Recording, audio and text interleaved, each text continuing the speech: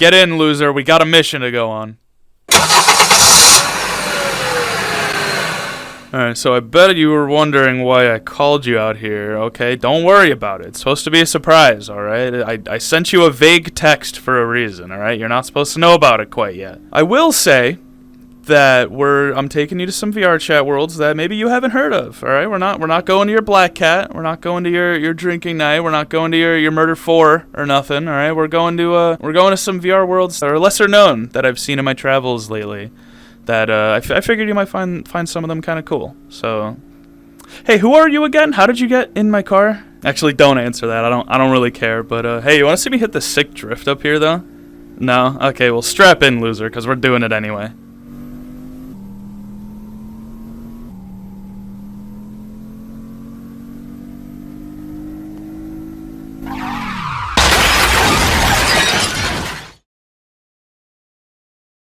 Ugh. Damn it. What happened? Where am I? Oh, hey, it's the one place that I was going to go first on the showcase, conveniently. Endless Residence, Super Ultra Deluxe Edition. Jeez, you think you got enough adjectives there, buddy? I'm a big art style guy, so if your game, your movie, or whatever has a very distinct, unique art style to it, then I feel way more inclined to give it a try. So when I was scrolling through my VRChat World tab one day and I saw Endless Residence with this very distinct, hand-drawn art style to it, I knew I had to go take a look, and it did not disappoint. Everywhere you go, there's some wacky shit to find. I feel like every time I come here, I find something new. Enough adjectives there? What the fuck? I didn't script that. I don't know who that is or how that. What the fuck was that? That scared the shit out of me, bro. You got the rat room over here, and I can't stand up all the way in this room, or else this fan will hit my head and it'll hurt really bad. You got this hallway over here with like a dozen different doors in it that each lead to some weird, bizarre experience. This door at the end here you open by going upstairs, where you'll find a time machine from that one episode of SpongeBob where they go to the far future, and then you go to the far future and you find the entrance to the fucking Lost Mines of Phandelver in the Forgotten Realms, which houses this key item at the very end of the dungeon, which you bring back to this door to unlock it. You know, the only logical way to open a door like this, clearly. And there's a bunch of other examples of this, too. Like, look at my boy Ricky here. Ain't he cool?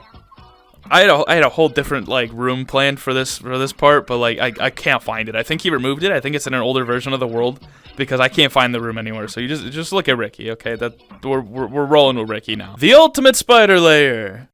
I got a spider suit on in all these videos, so it shouldn't be a surprise that this is on this list. The Ultimate Spider-Lair is a 1/8 scale recreation of real-life Manhattan, so right off the bat it gets some brownie points from my half-breed New Yorker ass. Go Yankees. The real star of the show here is the web swinging mechanics, though. You can swing around the city, do flips, web zips. The controls are really difficult to learn, but you could do some crazy stuff with them if you dedicate yourself to mastering them. I think gliding is a mechanic for patrons of the Patreon now. I might have to see if I have access to that, because quick lore drop for you. There used to be an unlimited tier on the Spider-Lair Patreon where for $50 you got access to all the Patreon benefits forever. And you never had to pay the Patreon, like, monthly thing ever again. Bronx, the creator of the world, has since removed the unlimited tier because, yeah, how do you keep a steady income with an offer like that? But all the former unlimited members still do have access to most of the Patreon benefits in the world. And your boy bought into that before it was cut, so I have access to all the good shit until the end of time itself. And because I bought into unlimited before the world was even officially released, my name is on this plaque somewhere in front of this statue, which is in a park somewhere where Madison Square Park would be in real world Manhattan, and that means I'm better than you.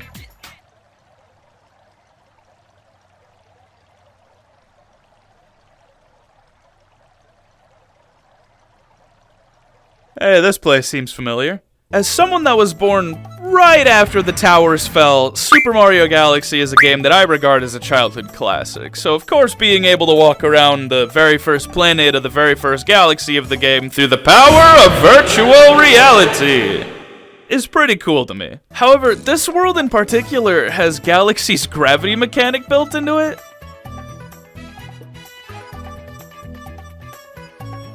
This is simply one of the coolest things I've ever seen in VRChat. The gravity mechanic itself is just a prefab that you can buy off a Gumroad, so really anybody could buy it and implement it into any world that they want to, but not only have I not seen too many worlds utilize it in the past, but I have never seen one use it to the extent that this world uses it, which is why it's on this list. Alright, we're gonna do a quick lightning round, get a couple smaller ones out the way.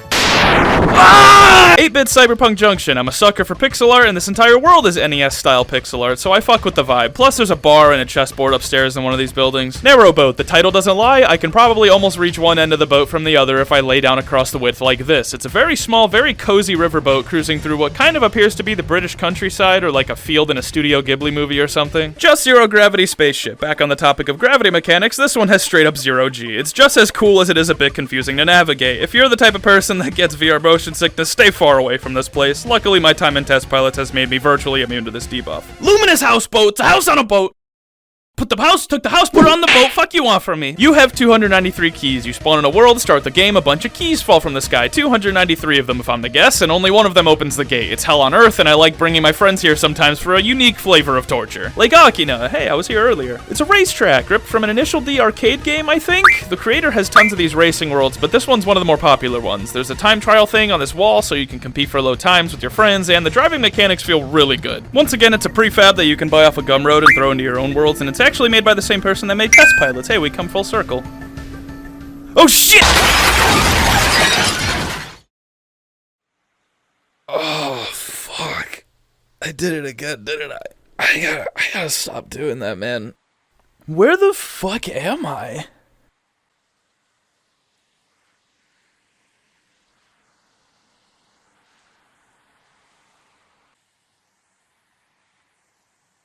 Oh, okay, I know where this is. Yep. Welcome to the Midnight Bar, ladies and gentlemen. I know I said I was only talking about less popular worlds in this video, and with player counts this consistently high, I can already see you raising the pitchforks, okay? Listen, can we talk about this?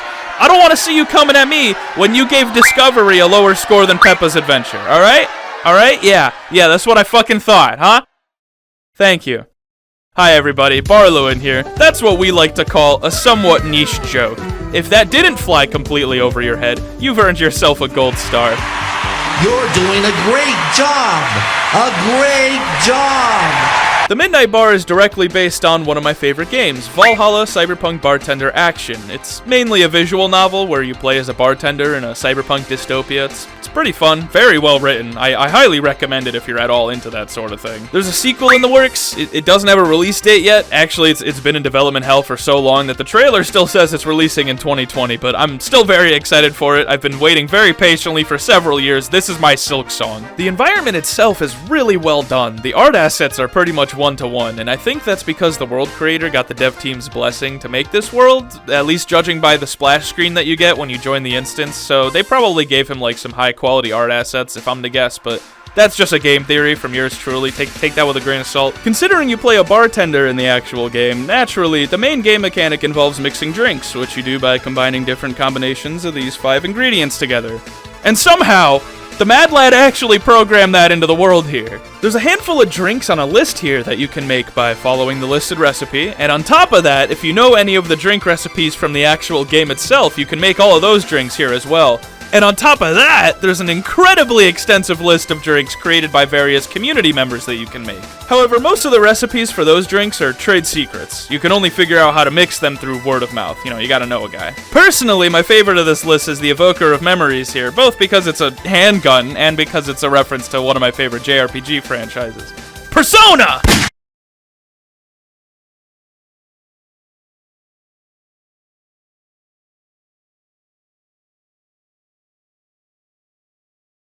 The drinks are drinkable too, and depending how strong the drink is, the audio gets more echoey and your vision gets all blurry and wavy like it's your turn to use the drunk goggles during health class in the 7th grade. Until finally you drink too much and you black out and wake up in the back alley from earlier. Your tolerance for drinks is actually different from player to player. It's dependent on how big your avatar is, which is an insanely cool detail to add. People with obnoxiously large avatars will be able to drink your average VRChat alcoholic under the table, whereas people that use super tiny avatars will have the tolerance of a 5'0" 20-year-old white girl that got into the biggest party on campus because her best friend slept with half the guys in the frat. God, that is a weirdly specific scenario. Why did I write that into the script? I don't know anybody that's happened to, for the record. Like, that's never happened to me. That's never happened to any of my friends. I don't know why I felt the need to write that. Staying within the realm of party worlds, let's talk about clubs. VRChat has a pretty big club culture. There's plenty of them around that are well designed. They typically host weekly events with a live DJ for people to, gather around, socialize, have a good time for the weekend, That being said, I'm not really a big VRChat club goer. My vibe on the weekends is more with drinking games and social activities like in drinking night or the aforementioned midnight bar that we mentioned earlier, but there's one exception to that. And that's Shelter. Shelter is a bit unique for a VR club in a few ways. For one, it's not really a club so much as it is a rave, so there's a lot of lights and shit going on here. You're probably looking at video footage of that right now. I probably put a seizure warning up right now. If you're not into that sort of thing, maybe be careful or just skip to this timestamp. I can't say I'm really an expert in clubs or raves, but I could tell the difference just by vibes, so my sources, dude, just trust me, bro. Most clubs in VRChat that I've seen spawn you into some main lobby area that nobody really lingers in long. You walk in to the one main room where all the action is happening. That's where the DJ is. There's some games off to the side. Bada bing, bada boom. Pretty simple, but not really much fanfare. Shelter, by contrast, opens in a surreal Matrix-like void that prompts you to log back into reality, hence the name of the world itself. You're then spawned into a room with some type of VR pod, which you quickly find is in a hallway filled with rooms with VR pods, which you find is in an entire building filled with hallways filled with rooms with VR pods. And you have to walk from this building through the entire city to get to the actual rave area itself, which on paper sounds absolutely obnoxious, but I think it's kind of sick. Let me explain. This building is implied to be your place of work, so you logging out at your shitty Corpo VR job and walking all the way to the rave is sort of an inverse representation of you clocking out at your shitty Corpo real job and the trip that you take home so that you can finally get in VR and start your weekend. Plus, I mean, I've said it before, I'll say it again, I'm a city boy, I love cities, and the location that they've crafted here is super cool to walk through. The area itself at the end is just,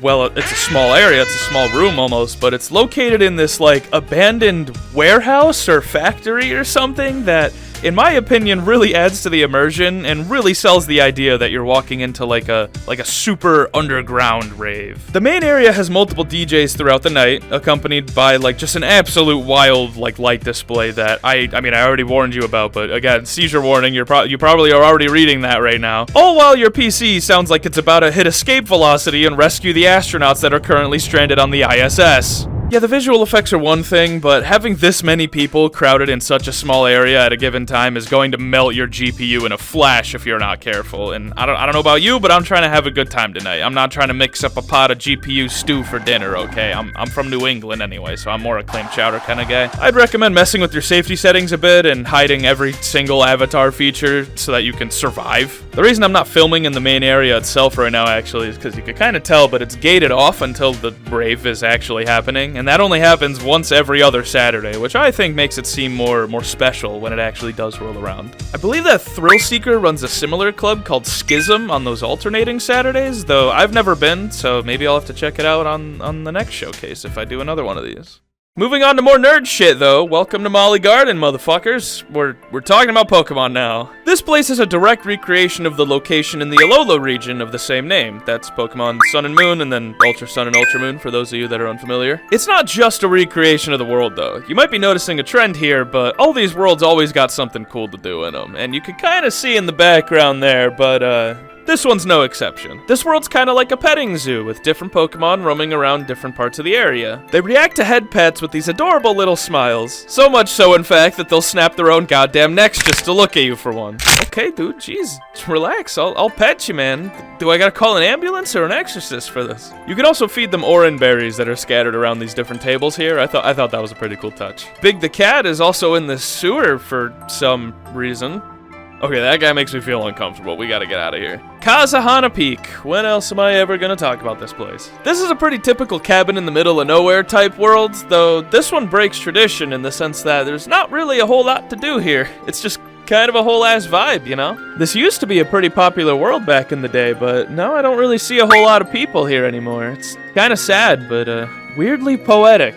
Fun fact, I tried to sleep in this corner once just to see what sleeping in VR was like, because I had just gotten a headset like a few months prior, and I heard that was kind of cool, but I gave up after like an hour because sleeping on the floor sucks on its own, but sleeping on the floor with this plastic box strapped to your face double sucks, like really bad, so I gave up and I just like went to bed like an hour later, but maybe I'll return to that idea for a future video, who knows. The cabin itself is super cozy. It gives me like Studio Ghibli movie vibes. I think that's the second time now that I've mentioned them in this video. No doubt facilitated by the Howl's Moving Castle piano playing in the background that I tragically can't play for you if I want to monetize this video one day. There's an arcade in the basement that doesn't work, but all the monitors on them have Osu, and I think that's kind of funny. There's a campfire outside, and standing on this patio while staring at the moon with the snow blowing through the air fills me with deep, complex emotions that I could not explain with words. This place is just called Ned. Yeah, pretty on the nose there, if you ask me. This place is just filled with pictures of Ned from the MCU Spider-Man trilogy, like photoshopped in various ways. If you walk past this creepy, realistic 3D render of Ned's head, you can find a door that leads you to a seemingly endless gallery of Ned photoshops. I know comparing this to the back rooms is kind of low-hanging fruit, but like, what else does this look like to you? Further back, you can find another door that leads you to even more Ned photoshops, and you know what? I don't think I want to see how far this rabbit hole goes. I think I'd rather keep that part of me intact. Thank you very much. What's next on the list? You know, this is somehow infinitely worse, actually. You want to know the title? Well, it's that. And I'm not reading that whole thing. I'm not reading that. You can pause if you're curious, because I'm not reading that. But yeah, this is about as horrible of an experience as you think it is. If I had 2 nickels... Wait, I fucked that up. Let's roll that back. If I had 2 Fuck. If I had a nickel for every world on this list with an obnoxiously long title, I'd have 2 nickels, which is not a lot, but it's weird that it happened twice. I just call this place the ketchup world, though, on account of the fact that there's ketchup and tomato products everywhere. You spawn in on top of this giant ketchup packet with weirdly realistic fluid physics and swimming controls. Not really something I could say I've ever wanted to do, but definitely something I can guarantee at least one person on this planet has wanted to do, given that someone had to go out of their way to make all of this. Catsup, yeah. You know, I gotta give credit where credit is due. The guy committed to the bit so hard that his VRChat username is in on it. There's also this pit in the ground that fills with ketchup when you hit this button. Is this like a fetish thing? Like, should I keep this out of the video? Fuck it, I'm gonna keep it in the video. Fuck you. Remember that nickel allegory that I fucked up earlier? Yeah, make that 3 nickels. I just call this place the weird hot dog world on account of the fact that there's a hot dog and it's weird. You can thank our boy Catsup from earlier for this world, too. Don't get too close to him, though, or he'll scare the shit out of you like this. My pronouns are ketch, ketchum, ketchus, and ketchy. My bad, homie. I didn't mean to misgender you like that earlier. Welcome to the most visually repulsive place in the digital realm. This is Water Closet. The feeling you get from exploring this place is difficult to explain with words. It's sort of like if you made a soup, but instead of adding salt, you threw in every spice in the spice cabinet that you have, threw in a few lead-ion batteries for good measure, boiled the whole thing for 3 weeks, and then took a sip. That's Water Closet. A horrible representation of mid-2000s meme culture, where nothing really makes sense and your eyes feel like a horribly mistreated prisoner of war. Everywhere you look, you find something new, and every asset clashes with the assets directly adjacent to them like some kind of disgusting quilt that you stitch together from materials you scavenged from the dumpster behind Joann Fabrics. Yet there's something strangely beautiful in this confusing mess of 3D geometry. Not really, but it's a nice way to end the video. Back to you, Todd. Thank you, Bar. For the daily forecast, here's Bar with the weather. Thanks, Todd. This week's gonna be a hot one with temperatures reaching the thousands. That doesn't sound about right. Oh god, it's coming right for us!